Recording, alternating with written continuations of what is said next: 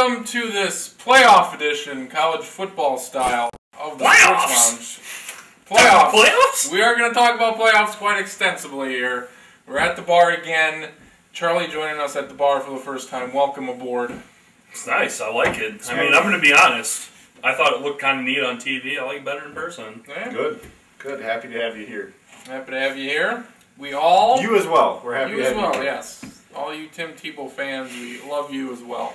A couple weeks ago, I came up with the idea, let's do something different. Let's come up with a playoff system for FBS to see what's feasible, what looks good. I'm assuming we all have something different. I think we all do. Is that correct? As far as I know, it is. All right. And we all have a revision or a complete overhaul of what's already in place. Yes. Nobody's staying with.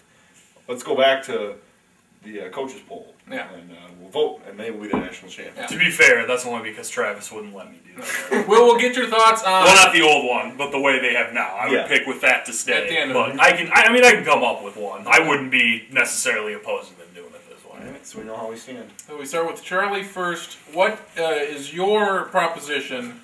Mine, I would call the Phil Steele, because I read it in his, and I thought his was the best. With the best thing being that pretty much everything's in place already. You could very easily do this. I mean, it's basically a +1, where you could have 1 and 4 and 2 and 3 play in bowls. Okay. This is based off the BCS standings, and you would keep the BCS, use it based off that. Okay. And then whoever wins those 2 matchups would then play either a week or 2 weeks or 3 weeks later, however much later you want to prolong things. So, until the season. And now also, a slight twinge from him, or from his to mine, I would kind of take it like how college basketball has the selection committee. Mm-hmm. I would have that too. So you'd have the first and second team in, no matter what. But if you want to change the third and fourth team, like say, I mean, this year's kind of a tough example because this year 2 teams didn't win their own conference. But if you want to find conference winners, you're really dropping down you would a ways. go Oregon at 5. And then it's either TCU or Clemson, I believe, would be the next highest. Wisconsin at 10. Oh, that's right. I forgot about Wisconsin. So you could do that, but if there was a case that, say, I mean, if you had a team that was 4th and a team that was 5th, and the team that was 5th actually beat the team that was 4th and finished with the same record, and they're in the same conference, you could have the selection committee, if they deemed appropriate, take them above. So the biggest thing, I think this would obviously be it would be extremely feasible to do. They're only adding 1 more game. Mm-hmm. And with the biggest thing being that college football prides itself on the regular season mattering, and so this way it's still keeping you pretty much are going to still probably have to win every game to get in, or to guarantee yourself getting in, you're going to have to win every game. You could lose 1 game or possibly 2 and back your way in. But then you're putting your fate in everybody else's hands, and you're not controlling your own destiny. Then your thoughts on that? I mean, it would work. It would work well in a lot of. I mean, because usually, the way I look at it, when teams are complaining, the third team sometimes has a gripe. A lot of times, they really have a gripe. Sometimes the 4th-ranked team does. More often than not, usually after that, though, it's kind of like, oh, well, if in week 7 you wouldn't have lost by 21 points, you wouldn't be in this situation right now. Yeah, I think your plan is actually similar to mine. But I think you bring up a good point that you'll never get rid of the debate that comes. Yeah, there will always be complaints. But in your case, the debate will go from 2 or 3 to 4 or 5. Well, if you didn't make the top 4, you don't really. You had your chance, basically. With the top 4 teams, everybody gets a crack at it. And I think something I kind of noticed in coming up with this is that every team will have a shot, especially the right now non-AQs like Boise. A voter is more likely to put Boise in the top 4 than they are in the top 2. Mm-hmm. Yeah. So this kind of system helps them, gives them a chance to. Because if they're undefeated, they are pretty much guaranteed. Yeah, you have to. If I remember right, in 2009, it was Cincinnati was in there too, but TCU and Boise were both in the top 5 that year. Yeah, so I mean, you could still have situations where, I mean, it's not going to happen regularly per se, but teams that have been or non-conference or mid-major teams that have been good for a long time could get up a lot easier. TCU went to the Rose Bowl last year at like number 4, so they would have been in too, based on the polling. I think Charlie's thing has the best chance of happening sometime in the next 5 years. I think we'll see a +1 system where it won't be 1 versus 2 right away. They'll do, a top 4, or however they're gonna make it up. They're gonna have a set of, a mini tournament, a 4-team tournament, whatever. I think they're going to include as few number of teams as you can to say this is a playoff that's more than 1 versus 2.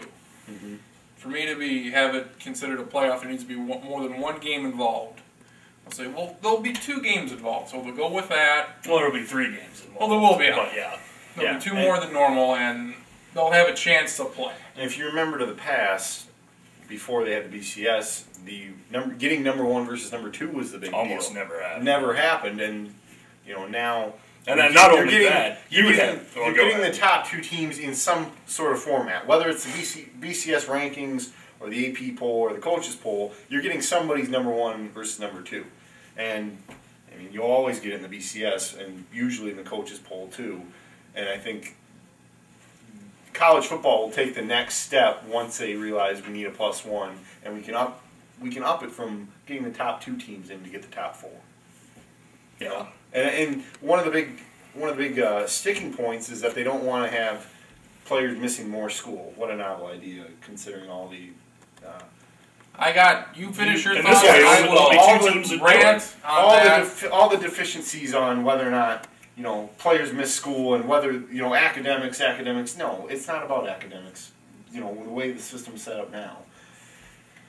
That's frustrating, but I think the +1 lends itself to that sort of scenario where, okay, you're still going to have your bowl practices whenever you're 15, whenever you get them in. You aren't going to miss finals, and you should be able to go from there. It shouldn't cut into the spring semester, and you should be able to carry on with as much academics as you can. As far as academics go, who the hell has school past next week anyway until the 2nd week of January? Yeah, During these bowl seasons, there are no classes. No, I know, but I don't think the playoff, and we'll get to this probably when you get going. Yeah. I don't think the playoff lends itself to college football. A 8 or 16 team playoff lends itself to college football very well at all. And I think it's mainly off the field stuff. You're not going to have fans traveling to these 1st or 2nd round games. There's not a lot of in the stadium money to be made other than TV. Yeah. And if you don't play them at home sites, if you play them at neutral sites, right. then you're really, really going to struggle. I mean, if it's 4, you could do it. Yeah. It might not be as pretty as some people would like it to be, but you can do it. But if you've got, 8 or 16 teams, and you're saying, okay, well, come to the Cotton Bowl to watch this game, and then 2 weeks later say, oh yeah, now come to this game. And well, we already we spent our budget on the last one. Especially when you have conference championship games, fans go to those. I think it'll be interesting to see how that kind of plays itself out. We see teams all the time that gear up for the bowl season. Perfect examples of fan bases that do that are Iowa and Nebraska, who they'll flock to wherever their team's playing, whether it's Boise or the Bahamas, anywhere in between. They'll go and watch them. So, and there's some that do that, but there's a lot that don't though either. And there's a lot of good teams that don't do that, like Miami and USC when they were at like the peak of their powers in the last decade, would still rarely sell out home games, and at even big national title games, there would be more of the other fans there than theirs. And then you look at all the other divisions of football. They say, okay, they bracket it up like a normal playoff. You get the home field. Play the games out, and we have the winner at the end at a neutral site. Yeah. I think if you're going to go with that, that's fine. I don't think that is... That takes care of the crowd, because it'll be home games, so the crowd will be there. I think one of the problems with the FCS, and that makes the regular season matter, because obviously you want to play at home. One of the problems with the FCS is that they bid out home games in these first how many rounds. That's a problem, especially when it's just whoever's going to throw the most money. Perfect example was NDSU's opponent. James Madison averages 25,000 people a game. They get outbid by Eastern Kentucky, who had like 4,000 people there. So if they better come up with a better system than that for your prospective playoff if we're using home sites. Yeah. We saw Charlie's edition of the football playoff. We'll get to Marcus's now. What do you have? You said it's somewhat similar